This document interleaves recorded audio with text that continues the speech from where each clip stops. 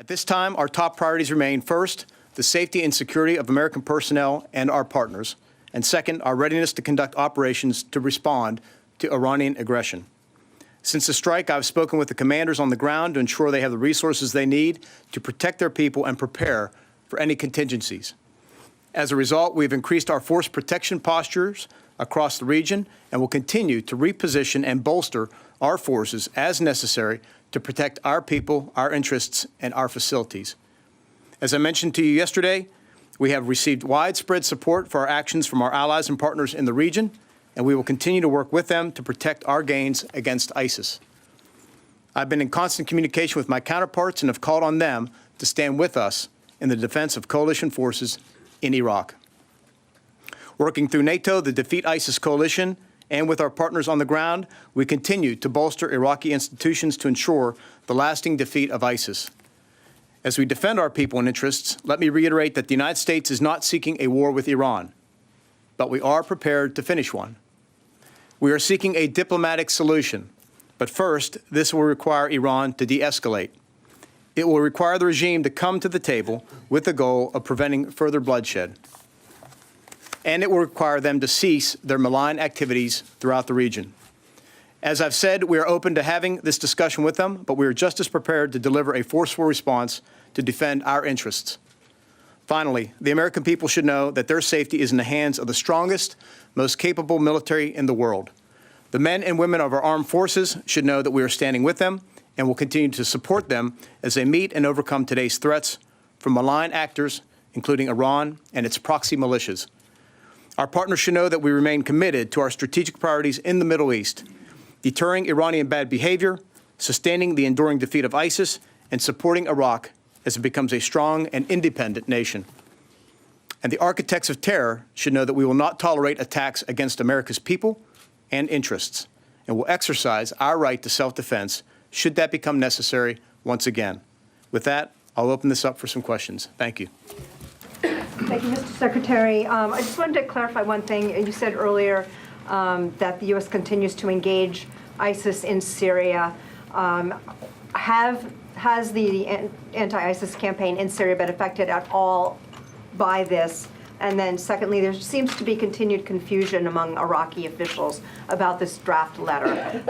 There was a televised appearance by Mahdi earlier today in which he sort of laid out what he said was a signed letter that the Iraqis got.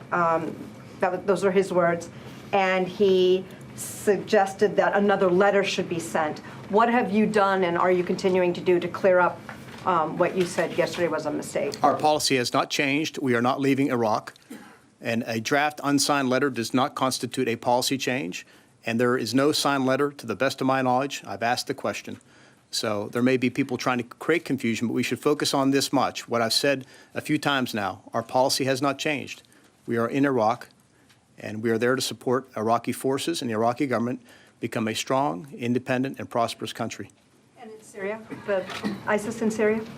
I've gotten no report from a commander saying that we've had a material impact on our ability to engage ISIS along with our SDF partners. Jennifer? To follow up on Lita's question, what if the Iraqis don't want you to stay? If the Prime Minister says you need to go, will U.S. troops pull out?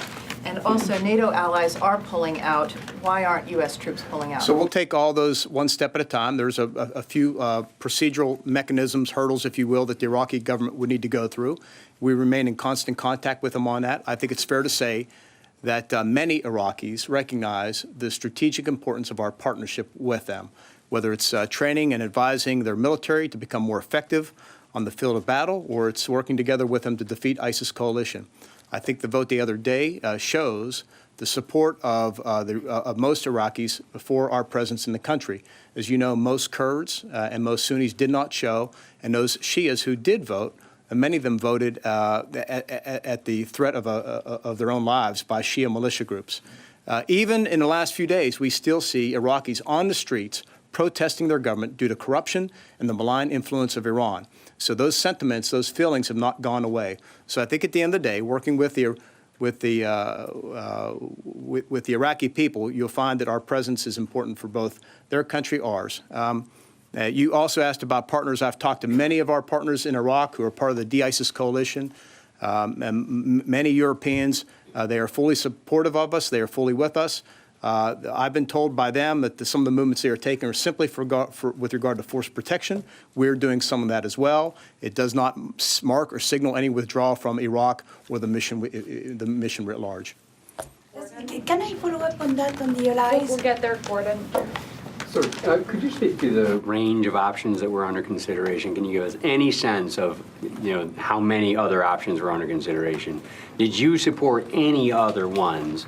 And was one option to not take this strike inside Iraq, which would have clearly mitigated? Gordon, I'm not going to speak to any options or anything we present to the president. As you know, that's kind of how I approach things. I will tell you that options we presented were all options that we supported and believe we could deliver on and would be effective. And with any time we deliver an option, we always list pros and cons and pluses and minuses. That's how we approach it. That's my duty and that's my obligation to the Commander-in-Chief. Were there multiple options that you would have considered that you would have supported? I'm not sure I understand the question. Were there other options that you supported in addition to this one? Well, look, there are always a wide range of options. Our duty is to narrow them down into ones that are consistent with the president's guidance or expectation or can meet the political end state we're trying to achieve.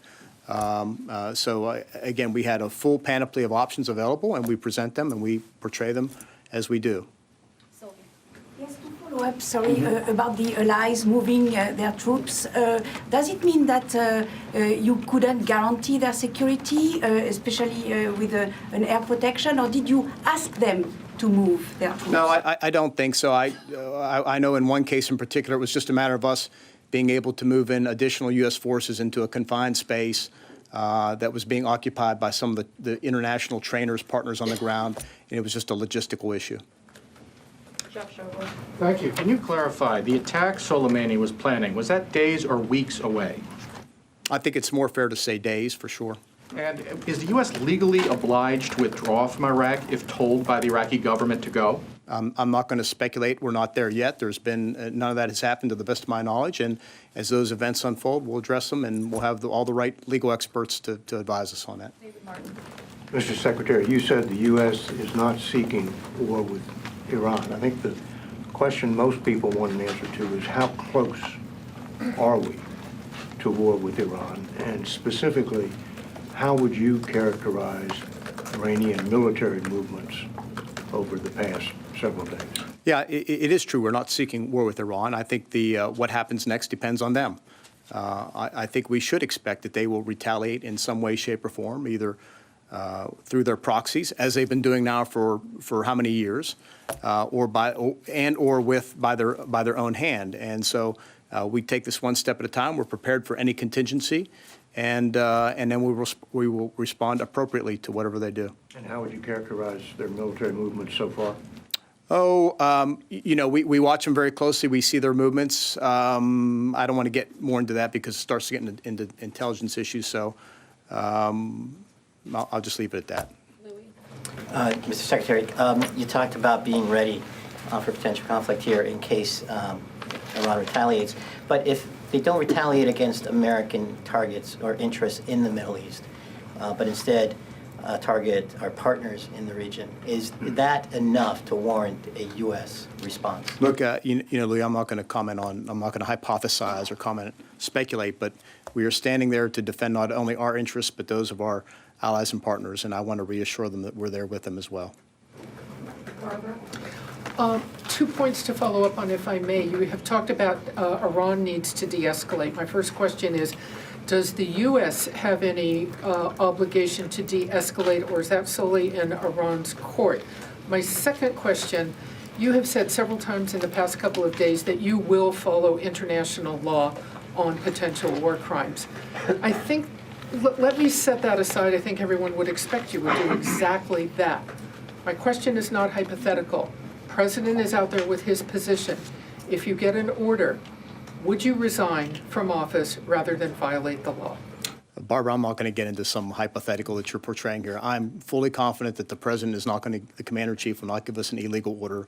And as I said, the United States military will, as it always has, obey the laws of armed conflict. And escalation, does the U.S. have any responsibility or obligation to also de-escalate, or is that, in your view, solely in Iran's court? Well, we're not the ones that have escalated this over the past arguably 40 years and certainly over the past several months. It's been Iran, through its proxies, and it has consistently escalated this in terms of the size, scale, scope of their attacks. So we reached the point where we had to act in self-defense. We had to take appropriate action. So at this point, as I've said a few times now, the ball is in their court. What they do next will determine what happens in the subsequent moves.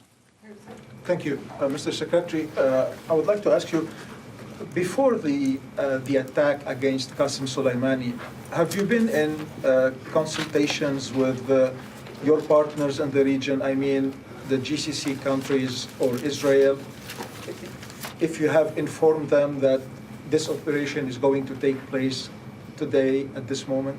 Yeah, I'm not going to get into the details of our consultations on any matter with other countries. Obviously, we've been talking about our force posture in Iraq for some time, our concerns about Iranian actions or the actions that they are inspiring, resourcing, or directing through its militias. But I'm not going to get into any details. Just a quick follow-up on your remarks about the parliamentary vote. You'd raised some questions about the kind of people who did vote and didn't vote yesterday and today. Do you believe that vote was legitimate? That resolution calling on U.S. forces to leave was legitimate? And then separately, on the issue of, you said that you expect Iran to retaliate. Are there any off-ramps to this crisis, or do you expect that we're heading towards this military confrontation? On the first question, I won't characterize it any differently than what many other people have characterized it, many experts, and that is as non-binding. And we know there are mechanisms by which they would have to act. I'm not an expert on the Iraqi government, so I characterize it the way I did with you all the other day as non-binding. With regard to the off-ramps, there's a big off-ramp sitting in front of Tehran right now, and that is to de-escalate, to message us that they want to sit down and talk without precondition, by the way, to the United States about a better way forward, a way forward which would constitute a new mode of behavior by Iran, where they behave more like a normal country, and that would, one could presume, free them up from economic sanctions and allow the Iranian people to pursue the life they want to live, and that is one with freedom and prosperity and all those things that most human beings want.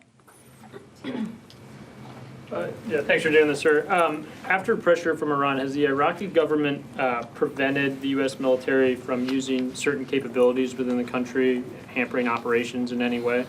They have taken some actions in the past that had hampered some of our operations with regard to airspace and things like that, but nothing that we weren't eventually able to work through with them. And is that happening currently? There's nothing they're doing right now that is hampering our operations, to the best of my knowledge. I just want to follow up on Phil's earlier question. So what would, just to press you a little bit more on this, what would constitute a binding order from the Iraqi government?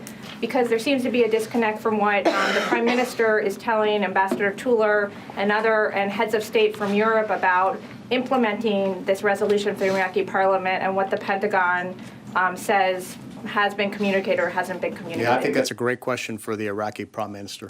So, but does that mean that you are not taking his communication about the implementation of that parliamentary resolution on its face in terms of what he's actually saying? To the best of my knowledge, I haven't received any communication from him or the Iraqi government about the legislation or about an order or a request to withdraw U.S. forces. Thank you. Mr. Secretary, can you please explain to us how the killing of one of Iran's top generals would contribute to the case of de-escalation? You're asking Iran to de-escalate now. Would the U.S. respond in such a manner if one of your top generals was killed in a third country? Well, let's take a look at history. Soleimani was a terrorist leader of a U.S.-designated foreign terrorist organization. He's been conducting terrorist activities against us and our coalition partners for over 20 years. He has the blood of hundreds of Americans, soldiers, on his hands and wounded thousands more. And then we could talk about all the mayhem he's caused against the Syrian people, the people of Lebanon, even his own people in Iran. He is responsible in the Quds Force for the killing of Iranian people. So this sense that somehow taking somebody who, oh, by the way, over the last few months had planned, orchestrated, and or resourced attacks against the United States that resulted in the killing of American and the siege of our embassy in Baghdad, and was in Baghdad to coordinate additional attacks, to somehow suggest that he wasn't a legitimate target, I think, is fanciful. He was clearly on the battlefield. He was conducting, preparing, planning military operations. He was a legitimate target, and his time was due. One final question will go to Jeff Schobel. Already asked. Oh, okay. Tony. Can you give a little bit of a preview of what you're going to tell Congress tomorrow? In terms of how much detail will you be willing to give members that you're having thus far told the public in terms of the size, scope, and eminence? You were aware how skeptical people are of the imminent threat issue. You were there in 2003 when you heard all that. Mm-hmm. So temper expectations. What are you prepared to disclose to Congress tomorrow? Well, look, first of all, much of my messaging to Congress will be the same as what I'm delivering to you all here in terms of my views on the policy, the broader regional situation, the history. Obviously, with members of Congress, we can go into a classified set. We will be in a classified setting and be able to share more. But the exquisite intelligence that we're talking about that led to the decision that was, I should say, one of the factors that led to the decision to strike at Soleimani is only shared with a handful of members, the so-called Gang of Eight. And so they are getting that briefing this afternoon, and they will have access to that, but most members will not have access to that. You talked about increasing force posture in the region. What about force protection levels? Have you gone up to the C or Delta highest level? The commanders in the region, and I should say globally, are taking all appropriate force protection measures relevant to their situation, the threat that they're receiving, the readiness of their troops, et cetera. So I'm confident that our commanders are going to do the right thing.